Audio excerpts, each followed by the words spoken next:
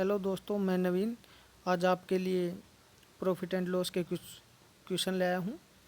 पहला क्वेश्चन है हमारा, ए ने एक वस्तु एक्स 8,000 रुपये में तथा दूसरी वस्तु वाई 2,000 रुपये में खरीदी। उसने उन्हें बी को तथा बी ने सी को इस प्रकार बेचा कि प्रत्येक एक्स वस्तु पर 25% प्रॉफिट तथा प्रत्येक वाई वस्तु पर 10% लॉस होता है। यदि ए ने उन वस्तुओं को सीधे सी को उसी मूल्य पर बेचा होता जिस पर बी ने सी को बेचा था, तो ए को कुल कितने प्रतिशत प्रॉफिट हुआ, तो हमें ये बताना है। तो देखिएगा, ये बोल रहा है कि इस क्वेश्चन में जो भी एक्स आर्टिकल को बेच रहा है उसको उस पर 25% का प्रॉफिट हो रहा है, और जो वाई आर्टिकल को बेच रहा है उस पर उसको 10% का लॉस हो रहा है। देखिएगा, एक्स आर्टिकल का जो कॉस्ट प्राइस है ए के लिए वो 8,000 है, तो उसने बी को बेचा तो उसका सेलिंग प्राइस उस पर 25% प्रॉफिट मीन्स 5/4, तो 10,000 में बी को बेच दिया। सी का कॉस्ट प्राइस अब 10,000 हो गया, तो उसने 5/4 पर सी को बेच दिया 25% के प्रॉफिट पर, तो 12,500 में सी को बेच दिया। अब अगर वाई आर्टिकल की बात करें तो वाई आर्टिकल का जो कॉस्ट प्राइस था ए के लिए वो 2,000 रुपये था, तो उसने 10% लॉस पर बी को बेच दिया, तो 10% लॉस मीन्स 9/10 पे बेच दिया 1,800 रुपये में, और बी ने 10% लॉस पर सी को बेच दिया, 10% लॉस 1,620 रुपये में बेच दिया इसका मतलब। अब ये बोलता है कि अगर ए बी को न देकर डायरेक्ट सी को बेचता, उसी मूल्य पर बेचता जिस पर बी ने सी को बेचा, तो ए को कुल कितने प्रतिशत लाभ होता। देखिएगा, अगर ए है वो 10,000 की बजाय 12,000 में देता और वो सी को बेचता डायरेक्ट, तो देखिएगा एक्स आर्टिकल पर तो उसका कॉस्ट प्राइस 8,000 है और सेलिंग प्राइस फिर 12,500 हो जाता, तो यहाँ पे उसको प्रॉफिट होता 4,500 रुपये का। और वाई आर्टिकल को सी को डायरेक्ट बेचता तो वाई आर्टिकल का कॉस्ट प्राइस 2,000 और सेलिंग प्राइस 1,620 होता, तो यहाँ पे उसको कितना लॉस होता 380 रुपये का। 4,500 का प्रॉफिट हो रहा है, 380 का लॉस हो रहा है, तो उसको टोटल ओवरऑल प्रॉफिट कितना होता 4,120 रुपये का। किस पर होता, कॉस्ट प्राइस टोटल 10,000 है, तो कॉस्ट प्राइस पे 10,000 पे होता, तो परसेंटेज में देखें तो हम 41.2% का उसको प्रॉफिट होता। अगले क्वेश्चन को देखते हैं। कोई व्यक्ति एक मेज को 25% के लाभ पर तथा एक कुर्सी को 16 से 2/3% की हानि पर बेचता है और उसे कुल मिलाकर 50 रुपये का लाभ होता है, और दूसरी ओर यदि वह मेज को 16 से 2/3% की हानि पर तथा कुर्सी को 25% के लाभ पर बेचता है, तो उसे कोई लाभ या हानि नहीं होती है। तो हमें एक कुर्सी का कॉस्ट प्राइस बताना है, तो चलिएगा इसको सोल्व करते हैं।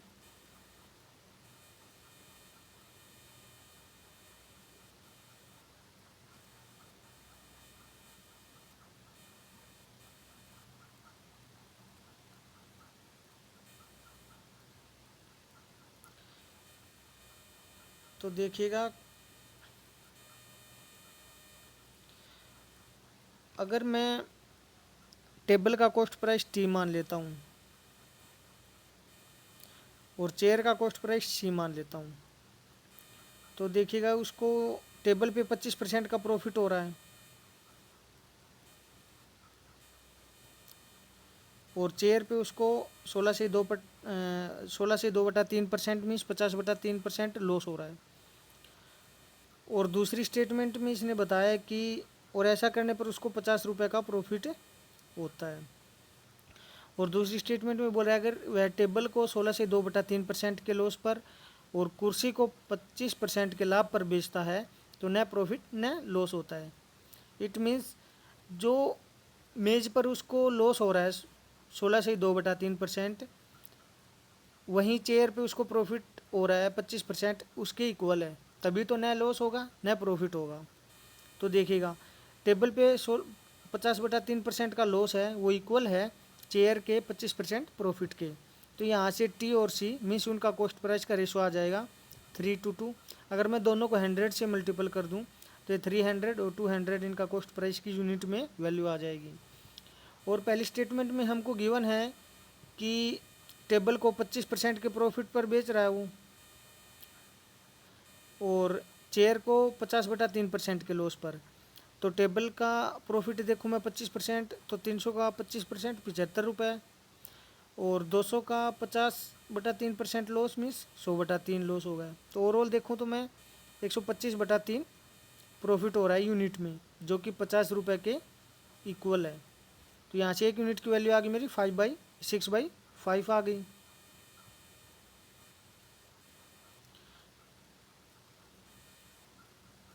तो यहाँ से अब मैं देखूँ, उसने पूछ रखा है चेयर का कॉस्ट प्राइस पूछ रखा है।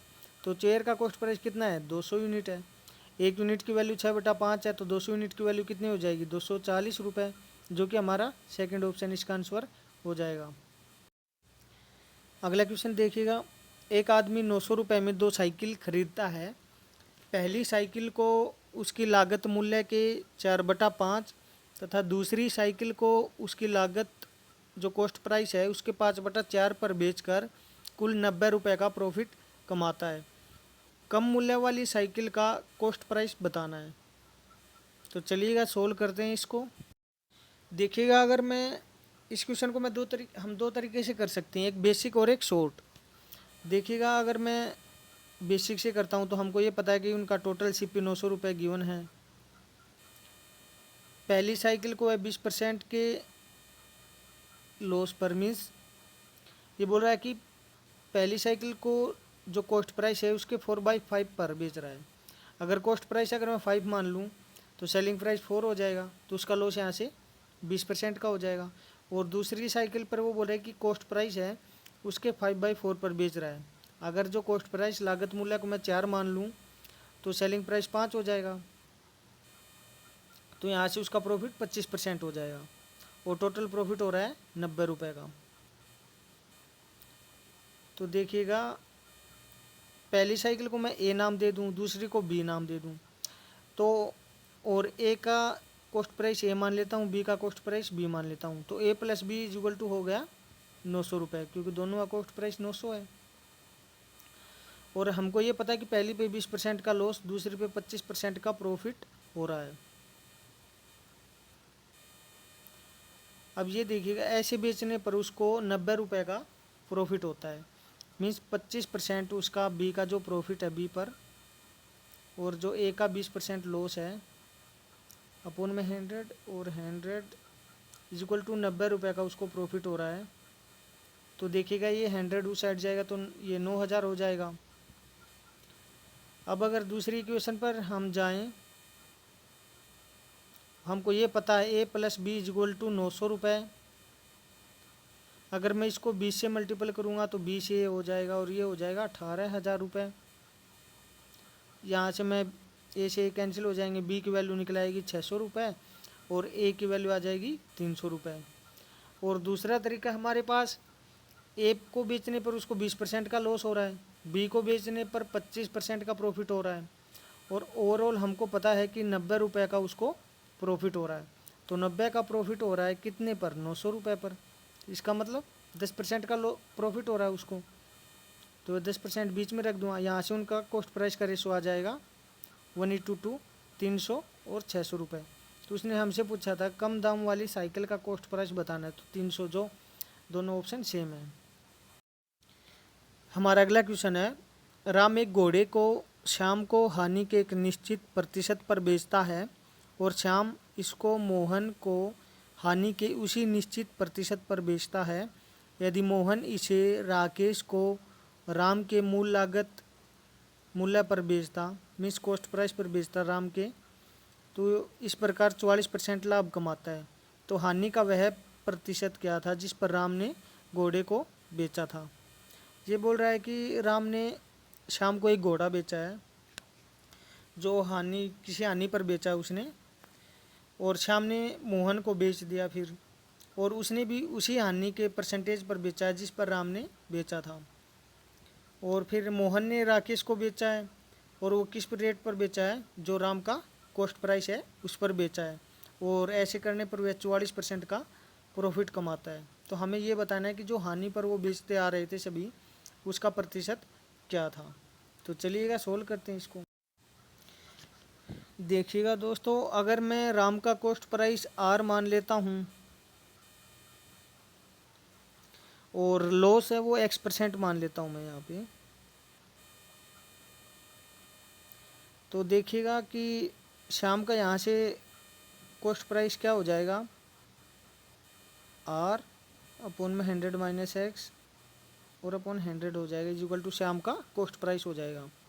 और इसी तरह अगर मैं मोहन का निकालूंगा तो मोहन का, ये तो उसका कॉस्ट प्राइस था शाम का, तो मोहन का कॉस्ट प्राइस ये आ जाएगा जो एम के इक्वल है। अब ये बोला कि उसने, मोहन ने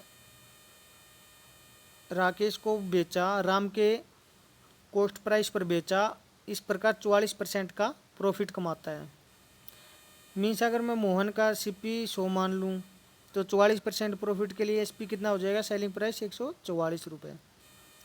144 में मोहन ने उसको बेच दिया, जो कि राम का कॉस्ट प्राइस है, राम के कॉस्ट प्राइस पे बेचा है। तो इसका मतलब राम का कॉस्ट प्राइस 144, आर की जगह मैं 144 रख दूंगा, मोहन की जगह 100 रख दूंगा, क्योंकि मोहन का है सीपी 100 है यहाँ पे। तो देखिएगा यहाँ अगर 100 रख दूँ मैं और यहाँ 144 रख दूँ, तो मैं ऐसे इसको सोल्व कर रहा हूँ, तो यहाँ से मेरी ये इक्वेशन बन जाएगी और एक्स की वैल्यू आ जाएगी 200/12, जो 16 से 2/3% का लॉस है। सेकंड ऑप्शन इसका आंसर हो जाएगा। अगले क्वेश्चन की ओर बढ़ते हैं। अगला क्वेश्चन देखते हैं। एक व्यापारी माल के विक्रय मूल्य को क्रय मूल्य से 30% ऊपर रखता है। हाफ आर्टिकल को वह इसी दाम पर बेचता है और 1/4 आर्टिकल को 15% डिस्काउंट पर बेचता है तथा बाकी बचे हुए आर्टिकल को वास्तविक विक्रय मूल्य पर 30% डिस्काउंट पर बेचता है। तो हमें कुल प्रॉफिट बताना है उसका कितना हो जाएगा।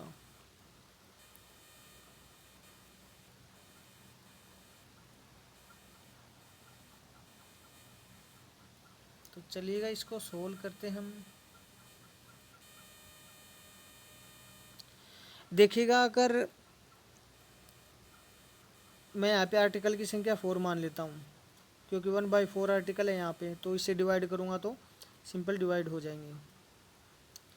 तो देखिएगा कि अगर मैं उनका कॉस्ट प्राइस 100 मान लेता हूँ, तो वो उसने बोला कि 30% ऊपर रखता है, जो एस पी है वो 30% कॉस्ट प्राइस से ऊपर रखता है, तो 130।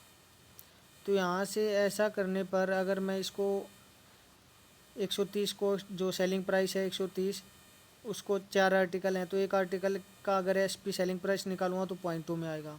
तो इस कारण से मैंने इन दोनों को 2 से मल्टीपल कर दिया, तो ये 200 और 260 इनका सेलिंग प्राइस हो जाएगा।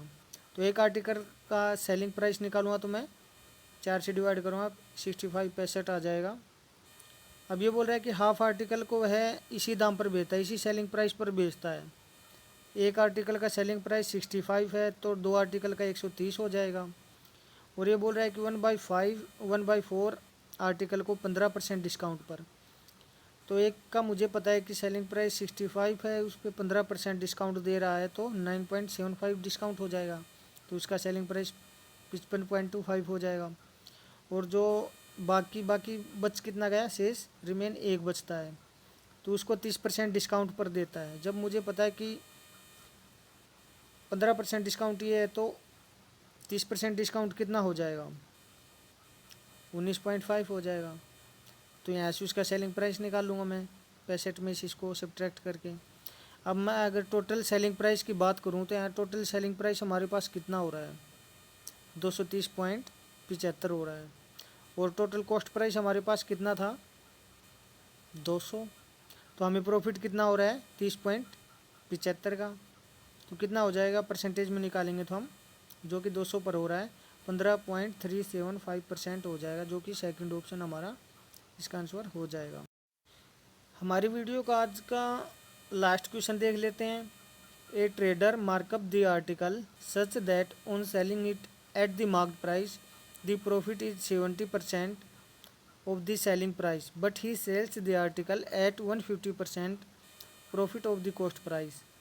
If the difference between two selling prices is 1750 रुपये find the selling price when it sold at 15% profit.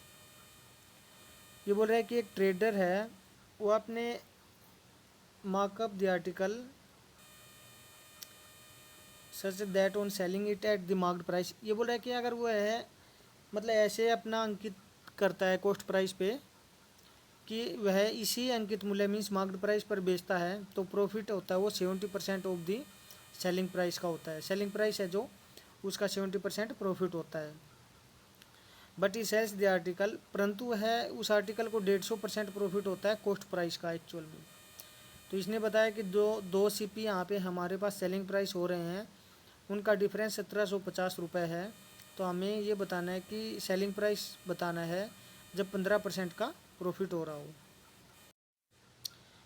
अब देखिएगा, अगर मैं उसका ये बोल रहा है कि 70% प्रॉफिट हो रहा है उसको सेलिंग प्राइस का, अगर मैं उसका SP 100 मान लूँ तो उसको 70% प्रॉफिट हो रहा है, तो यहाँ पे CP उसका 30 आ जाएगा। और जो SP है वही MP है, क्योंकि इस पर इसने कोई डिस्काउंट नहीं दिया है, उसी पर बेच दिया इसने, तो यहीं MP और यहीं SP हो जाएगा। तो हमारा फर्स्ट SP हो जाएगा 100। और ये बोल रहा है कि परंतु यह है he sells the article at 150% profit of the cost price. जो कॉस्ट प्राइस का उसका 150% प्रॉफिट है। दूसरा यहाँ से हम देखते हैं कि CP यहाँ पे 30 है, तो उसका प्रॉफिट हो रहा है 150%। तो यहाँ से मैं अगर प्रॉफिट देखूँ तो 45 का प्रॉफिट हो जाएगा उसका। तो यहाँ से हमारा नया SP क्या आ जाएगा, 75 आ जाएगा नया SP। अब फर्स्ट SP हमारा 100 था, दूसरा आ जाएगा हमारा 75, तो SP का डिफरेंस आ जाएगा 25, जो कि 1750 रुपये के इक्वल हो जाएगा। गिवन हमें ये दे रखा। तो हम देखें तो एक यूनिट की वैल्यू यहाँ पे 70 रुपये आ गई। अगर CP की बात करें तो CP 30 यूनिट में है, तो 30 यूनिट की वैल्यू 2100 आ जाएगी। अब ये पूछ रहा है कि सेलिंग प्राइस क्या होगा जब 15% प्रॉफिट पर उसको बेचा जाता है। 15% का प्रॉफिट मीन्स 23/20, तो 2100 का 23/20 निकालूंगा तो मैं 2415 रुपये उसका सेलिंग प्राइस हो जाएगा, जो हमारा फर्स्ट ऑप्शन इसका आंसर है।